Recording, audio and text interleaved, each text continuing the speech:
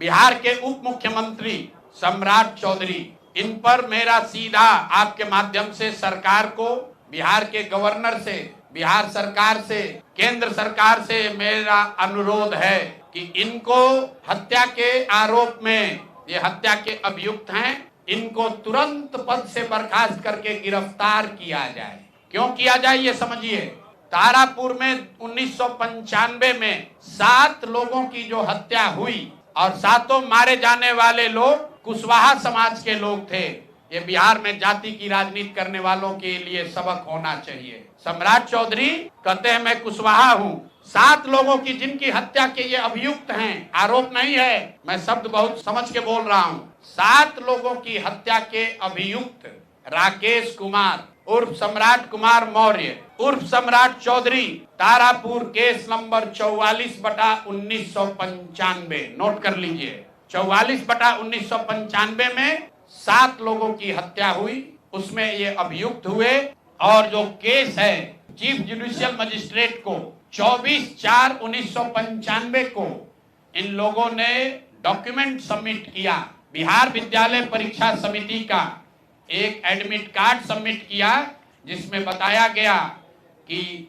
KNVMH ये school का नाम है, कुमार सर एक स्कूल का नाम है जहां से ये एडमिट कार्ड इशू हुआ है। सम्राट चंद्र मौर्य, पिता का नाम Shakuni Chaudhary, date of birth 1/5/81, result fail, number आया 268, कैटेगरी प्राइवेट।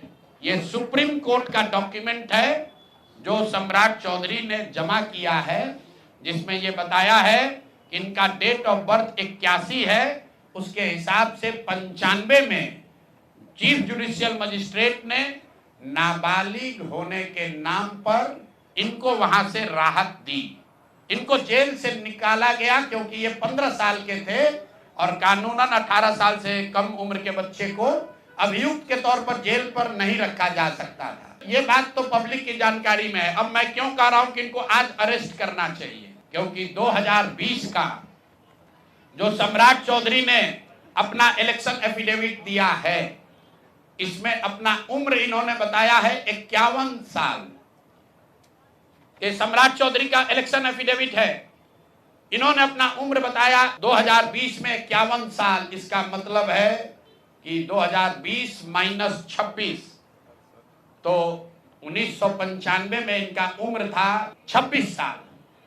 तो 26 साल के उम्र के आदमी को कोर्ट ने गलती से गलत सर्टिफिकेट के आधार पर नाबालिग होने के नाम पर अभियुक्त होने के बावजूद, ध्यान दीजिए, अभियुक्त होने के बावजूद इनको जेल से बरी कर दिया गया था कि ये 15 साल के हैं, जबकि इनका अपना डॉक्यूमेंट बता रहा है कि ये उस समय 26 साल के थे। तो 26 साल के उम्र के आदमी पर अगर 6 लोगों की हत्या का आरोप है तो जब तक कोर्ट से वो फ्री नहीं होते हैं तब तक उनको जेल में होना चाहिए। और ये आदमी यहाँ का उप मुख्यमंत्री बनकर बैठा हुआ है। तो मैं यहाँ के मुख्यमंत्री से और बिहार के माननीय राज्यपाल से ये अनुरोध कर रहा हूँ कि हत्या का आरोपी, हत्या का अभियुक्त सम्राट चौधरी, राकेश कुमार उर्फ सम्राट चौधरी उर्फ सम्राट कुमार मौर्य आज संवैधानिक पद पर बैठे हुए हैं। ये देश के संविधान का, देश के विधि विधान का इससे बड़ा अपमान नहीं हो सकता है कि जिस व्यक्ति को जेल में होना चाहिए वो आदमी यहाँ का उप मुख्यमंत्री बना हुआ है। तो मुख्यमंत्री नीतीश कुमार सीधे इस पर कार्रवाई करें। नहीं करेंगे तो कल परसों में हम लोग राज्यपाल के पास डेलीगेशन लेकर जाएंगे, सिर्फ बर्खास्तगी के लिए नहीं, सम्राट चौधरी के गिरफ्तारी के लिए। पूरा समझिए, मैं कैमरे पर कह रहा हूं, सम्राट चौधरी हत्या के अभियुक्त है, जेल से फर्जी डॉक्यूमेंट निकाल कर बाहर निकले हैं। या तो इनको बर्खास्त करके गिरफ्तार कीजिए और नहीं तो देश में जितने लोग हत्या किए हैं उनको भी जेल से छोड़ दीजिए। ये हालात है, ये डॉक्यूमेंट है आपके सामने। ये सम्राट चौधरी का इलेक्शन एफिडेविट है जिसमें 2020 में उन्होंने अपने आप को 51 साल का बताया है। उसके मुताबिक 1995 में वो 26 साल के थे और कोर्ट में इस आधार पर इनको बरी किया गया है कि ये 15 साल के बालक हैं। तो ये बता दें कि ये हत्या के आरोपी हैं, इन्होंने जो सर्टिफिकेट दिया है वो ठीक है कि नहीं है। बाकी ये भाई साहब जो घोटाला किए हैं अपने डिग्री उग्री में, तो बहुत छोटी बात है। सम्राट चौधरी जो हत्या के अभियुक्त है, 6 हत्या के अभियुक्त हैं, उनको गिरफ्तार कीजिए, और नहीं तो बिहार में जितने लोग अभियुक्त जिनको बनाया गया उनको सबको छोड़िए। इस देश में अलग अलग कानून नहीं हो सकता है। और ये गृह मंत्री के साथ घूम रहे हैं।